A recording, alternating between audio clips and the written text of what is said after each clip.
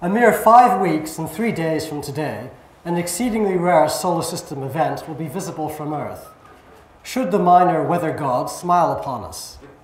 For we shall see Venus move across the face of the Sun. From a terrestrial standpoint, a transit of Venus can only occur when Venus lines up between us and our star in an inferior conjunction at or near one of the ecliptic nodes, where its orbital path intersects that of the Earth. Having bored you with that, the important thing here is that these three celestial bodies line up, right? You've got the Earth, you got Venus, and you got the Sun, which is smiling. Hope that happens on June the 5th. This is near one of the nodes, I think a descending node here. When that happens, we get to see Venus move across the face of the Sun.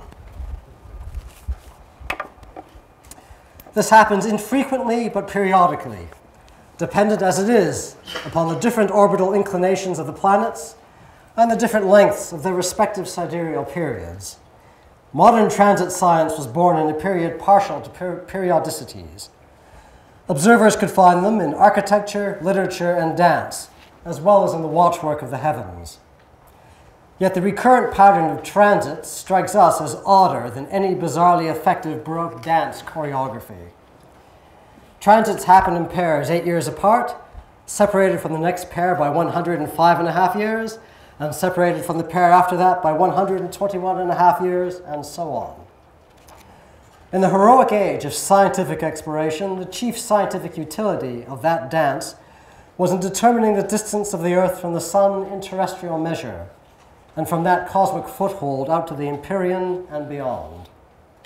Many, particularly in the 17th and 18th centuries, spoke of transits in terms we reserve for what hangs on the walls of art galleries, flourishes in formal gardens, or reverberates from the rows of a lute. Jeremiah Horrocks, the first modern European to predict and see a transit of Venus, was moved to state, "Ecce iam rarius spectaculum, nostraque saecula, non iterandum." That is, now behold this rarest of spectacles, and in our age one not to be repeated. John Winthrop, the Hollysian professor of mathematics and natural philosophy at Harvard College, who observed the transit from near St. John's in Newfoundland, wrote that we had the high satisfaction of seeing that most agreeable sight, Venus on the Sun, and, on account of their rarity alone, transits of Venus must afford an exquisite entertainment to an astronomical taste. The Reverend Dr. Neville Maskelyne, the fifth Astronomer Royal and a good friend to Caroline Herschel, wrote of the beauty to be seen when viewing the transit through a telescope. Thomas Wright, Deputy Surveyor of the Northern District of America, who observed the 1769 transit from an island in the St. Lawrence, found the phenomenon appeared very distinct and pleasing to the eye. Not to mention the Reverend Dr. Edmund Halley, Maskelyne's predecessor, and the chief architect of the hunt for the solar parallax via the transit, who said of the phenomenon, "Venus, inasmuch as she is the most beautiful of all the heavenly bodies, after the fashion of her sex, is not afraid to appear bereft of both borrowed attire and alien luster. This, in fact, is by far the noblest sight among astronomical sights, as impressive as the Olympic Games. Through observing this unparalleled sight, it will be possible to fix the distance of the Sun from the Earth with the utmost certitude." The noblest sight among astronomical sights, or is it? A distinguished Canadian historian of astronomy has likened the actual experience of watching Venus progress across the face of the Sun to watching paint dry.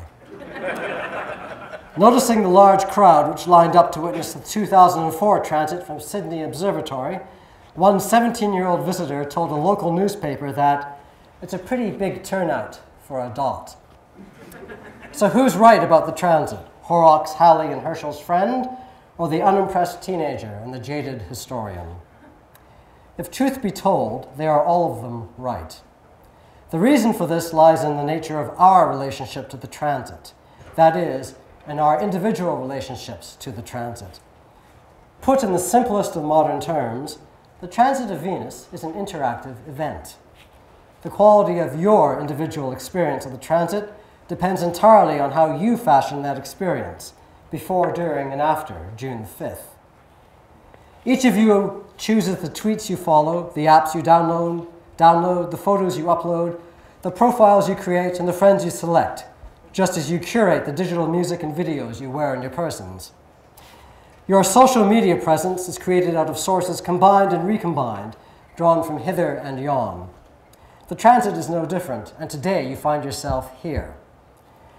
Bernard Lightman's recounting and analysis of scientific rivalries at the heart of the 19th century transit enterprise, Paul's, Ari's, and Eric's presentation of the materiality of the tools of transit science, Jay Pasachoff's brilliant exposition of the past harvest and future promise of the solar system transits and their cultural reflections, Victor Davies' insight into creating the most significant modern musical monument to the difficult glory of Enlightenment transit science, Michael Reed's and Mubdi Rahman's ideas and guidance on making the transit relevant to others, Ralph Chu's scientifically practical advice on observing the transit and not frying your eyes, and James Graham's first-hand engagement in the cutting-edge science of exoplanet discovery through transits are the source stuff out of which you can design an informed real-time encounter with live science during the transit in June.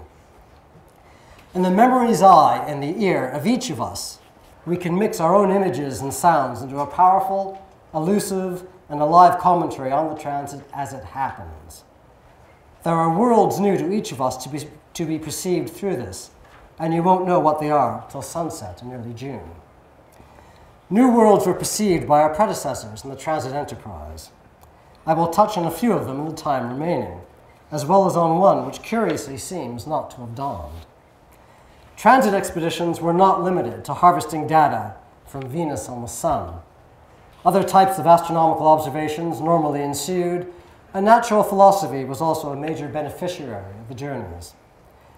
Not only were new flora and fauna encountered, but literally new worlds as well, at least new worlds new to the European explorers. Chape de Haute Roche offers one of the best justifications for this catch-all sort of science, if any justification were needed.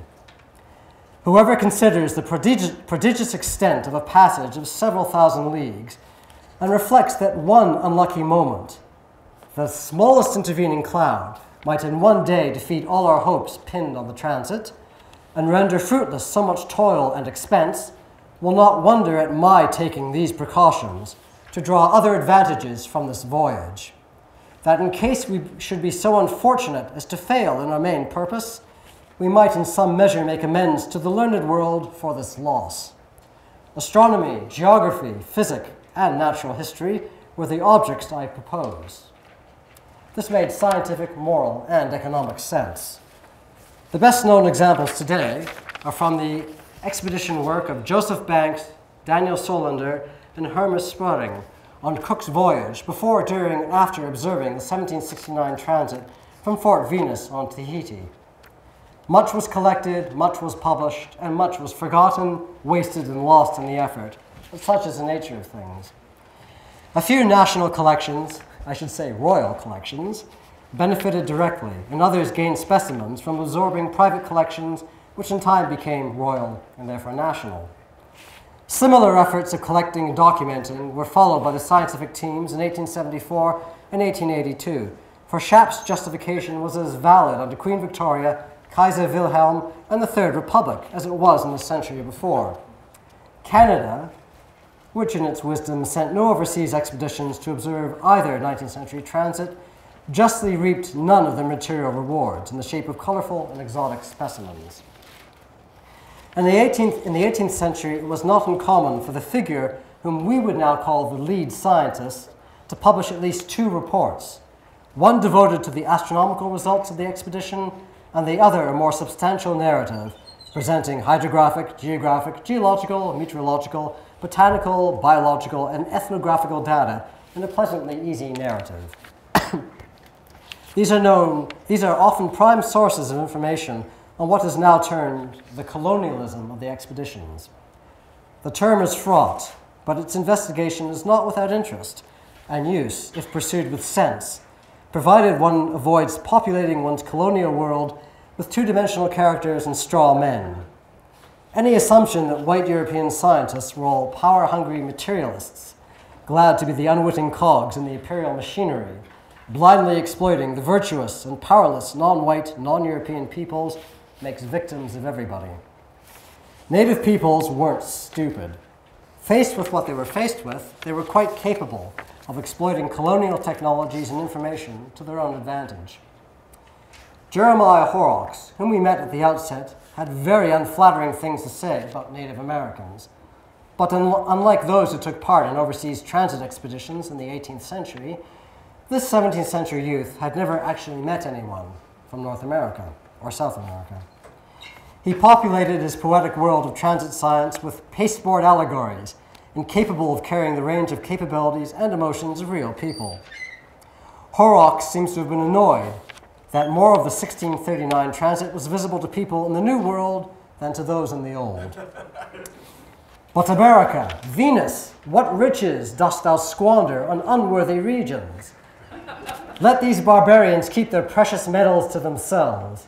These rude people would indeed ask from us too much should they deprive us of those celestial riches, the use of which they are not able to comprehend. The new terrestrial world, perceived vicariously by means of the transit, for Horrocks, was a very imperfect one. On an entirely different order were the ethnographic observations of William Wales made in the course of the 1768 expedition to Churchill on the shores of very cold Hudson's Bay to observe the 1769 transit, for he, unlike Horrocks, had actually met the people he described. Of the Inuit he encountered on the islands in the Straits of Hudson's Bay, he wrote, "It may not be amiss to observe here that I have had, whilst at Churchill, an exceeding good opportunity of learning the disposition of these people, and I can with truth aver that never have people less deserved the epithets of treacherous, cruel, fawning, and suspicious, the contrary of which is remarkably true in every particular. They are open and generous. Mr. Ellis observes that they are apt to pilfer from strangers, easily encouraged to a degree of boldness, but as easily frightened. Now I cannot help thinking that he would have conveyed a much better idea of them and acquitted himself better if he had expressed himself thus. They are bold and enterprising, even to enthusiasm, whilst there is a probability of success crowning their endeavors, but wise enough to desist when inevitable destruction stares them in the face. Perhaps few people have a greater genius for the arts, which shows itself in every one of their implements, but particularly in their harpoons, darts, bows, and snow goggles, which last are most excellently contrived for preserving the eyes from the effect of the snow in spring. Wales is less impressed by the material culture of the Dene, in whose territory he established his transit observatory, but he was very impressed by their oral culture, expert rhetorical skills, and reasoning abilities. The opportunity of the transit gave Wales the opportunity to perceive new worlds through encountering peoples and cultures new to him. He seems not to have asked the questions we fervently wished he had asked, namely what his Inuit and Dene acquaintances thought about the transit. If he did, the answers were never published. Given Wales's attitude and cast of mind, it is at least conceivable that he might have talked about these things with the First Nations people he met. The Afro-Canadian amateur astronomer, Ebenezer Hutton, did not fare so well at the hands of the editorial staff of the Toronto Mail in 1882. Intending to observe the transit from Hamilton, he was overcome by the emotional tension of the moment and had to be taken to the hospital. One is reminded of Horrocks' colleague, William Crabtree, who in 1639 was similarly afflicted but not hospitalized, and the notable American astronomer and revolutionary David Rittenhouse, who fainted at first contact during the 1769 transit. This actually happens to people today during eclipses. You've got to be there to actually see this. I have a lot of sympathy for people. I'm sure Jay could tell us stories. The Mail made no mention of Crabtree or Rittenhouse as analogues. Why would it, when the paper could mention that Hutton was black and be patronizing about his attempts to do astronomy, whatever its quality? The perceptual worlds of colonialism are clearly not the same, or not of the same color for everybody. The revelation of new worlds through the transit enterprise was not just limited to the terrestrial sphere. The connection between the quest for extraterrestrial life and the transits is a very long one. The contemporary hunt for potentially habitable planets around other stars is merely the latest chapter in that story. Before astronomy could boast of any proof for exoplanets, attention was focused on our solar system. Mikhail Lomonosov saw, or thought he saw, optical evidence for an atmosphere around Venus during the 1761 transit, and he argued from analogy bolstered by considerations of plenitude for life on Venus. Given the cultural circumstances in which he worked, he also cited texts by St. Basil the Great and John of Damascus to urge that such speculations were theologically licit. His arguments must have proved very sufficient, for Professor Graham and his colleagues have no need to cite ancient church fathers in their papers, as far as I know. Wales and his colleague Joseph Diamond, observing from Hudson's Bay, did note the aureole of light around Venus, but were unsure whether to attribute it to a planetary atmosphere or not. I am sorry to report that none of the published reports from the 1882 Canadian transit stations used the observational data to offer opinions regarding an atmosphere of Venus, but to comment by implication or direct statement on the possibility of life on Venus. The Canadian observers cannot have been unaware of these questions, however, as influential works such as Robert Grant's History of Physical Astronomy, published in 1852, touch on those issues. I had earlier mentioned a new world which, against expectation, my expectation, did not dawn as a result of the transits. Historiographies of progress and popular historiographies, often the same thing, tell us of the central role of the construct's scientific revolution and enlightenment in the formation of our world. Viewing the 17th and 18th centuries through that filter, we are encouraged to see the period as the first great age of historic astronomical and geodetic expeditions. A romantic view of such undertakings engenders romantic expectations. Surely the sacrifices which left some astronomers stranded in exotic locales, or placed them between enemy combatants, or made them martyrs to science, with their observations alone as their epitaphs. These things must surely have left a visible mark on the literature, art, and music of their time. If they did, that mark is faded. The only narratives were those written by the astronomers. The only graphic art was that produced for the astronomers' books, and as for the music, it doesn't seem to have been composed. Victor Davies has no 18th century predecessors, even in the France of Maupertuis and Messier, which was so fond of programmatic and titled music. Or could it be that we've just not looked in the right places? Astronomy at the time was part of, not apart from, the Republic of Letters. A lively awareness of classical allusions permeated that republic. Recall the words, the shocking words of Halley I quoted earlier. The classical goddess Venus was the planet Venus. In that world, a musical reference to Venus could have been heard as a reference to both the goddess and the planet, and indeed was. And this lasted into the 19th century. I close therefore, with a work from the century of Horrocks and Halley, a set of semi-improvised divisions based on the Chaconne from John Blow's Venus and Adonis, whose court performance Halley might have attended, and I play it here on an instrument of his day. It's a compact foil for Dr. Davies' more substantial work, but both may allow us to perceive something of the changing human response to the transit across the centuries.